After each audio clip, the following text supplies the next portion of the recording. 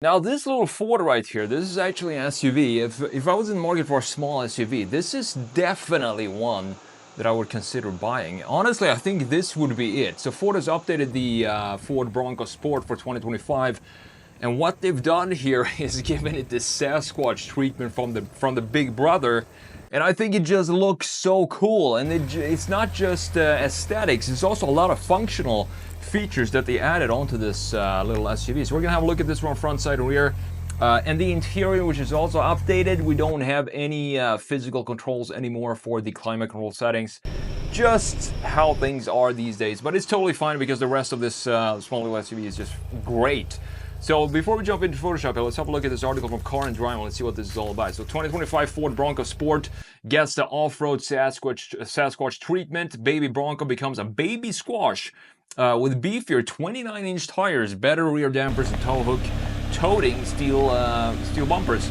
The Bronco Sport Sasquatch models will go on sale early next year, with the Outer Banks starting at around $41,000, and then you have the Badlands approaching $45,000. Most of these Bronco Sports have the 180 horsepower turbocharged 1.5 liter 3-cylinder, which I have reviewed in person. And I think that this 3-cylinder is just a great little motor, but you can also have it with the 2-liter Turbo 4 that now makes 238 horsepower for 2025 instead of 245 that we had last year. So they detuned it a little bit. I'm not sure why. So towing capacity here also rises from 2,200 to 2,700 pounds, with the 3-pot engine now capable of tugging 2,200 pounds, which is up 200 pounds from the previous year's 3-cylinder Bronco Sport. And just look at how cool this looks, specifically with these wheels and tires.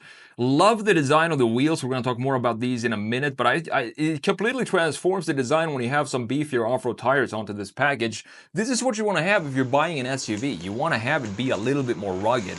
This is what I want more small SUVs to look like. So its standard equipment includes a 1-inch lift. Fantastic. All-terrain tires, a torque vectoring twin clutch, rear differential, underbody skid plates as well. So they went all out on this little Bronco.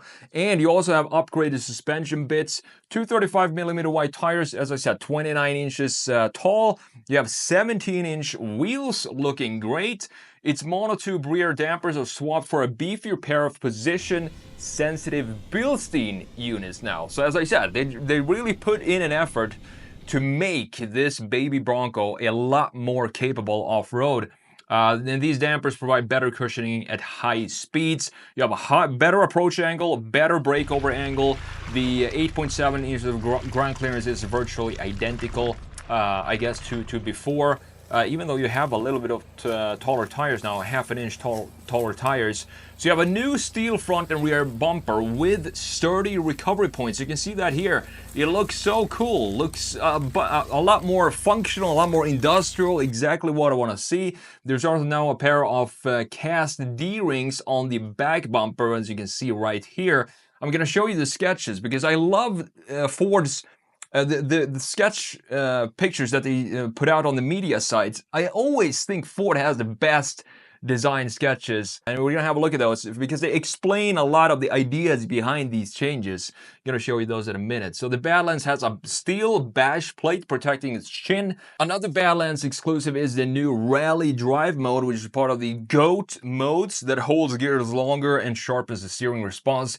New off-road mode and trail one-pedal drive. So both when it comes to the hardware, but also the software has been updated here for the Bronco Sport Sasquatch. So again, Ford just really, they're not going halfway and just putting some beefier tires on here. They're also switching around the drive modes here, which is also very cool to see. You have a set of available tie downs that pop out of the front fenders, and this is also a cool little design feature here. So if you have some luggage or stuff on the roof here, very easy to tie them down with these hooks on the side fenders. The dashboard, the interior is also new. You now have two large display, both of which are standard. There's 12.3-inch gauge cluster, replaces the old analog instruments, and a huge 13.2-inch center touchscreen. You can see that right here. I don't think this looks very well integrated in this dash. This is one of these infotainment screens that just feels like it was originally designed for the 8-inch unit that we had in 2024. But now, since we have a bigger screen, it doesn't feel like it flows as well with the overall interior. And as you can see, we don't have any HVAC controls anymore. They're all inside of the screen here. So the Sasquatch models won't be available until early next year, topping out at about $45,000, which I think for everything that you get with this change, 45K seems like a pretty decent price for this. So let's jump into Photoshop here and let me show you these sketches to start with, because these are very cool. As I said, Ford design sketches always know what they're doing. So up top we do have just a cool little design sketch here. I wanted to pop this in because it's just a beautiful sketch. We have the not using the tie downs here on the side. Instead, they're tying this kayak on to the front bumper, and this doesn't look to have the tow hooks in the front end either. So maybe this is not exactly the full Sasquatch package for this specific sketch. Love the wheels though. The wheels look great with these off-road tires here. And that is essentially, if you have a Bronco Sport and you wanted to make it look a lot cooler, all you got to do is just switch out the tires and it becomes a completely different car. Now this is the hinge, the tie down here on the side on the fender. So this one sits right about here on the side, and here you can see all the mechanical pieces.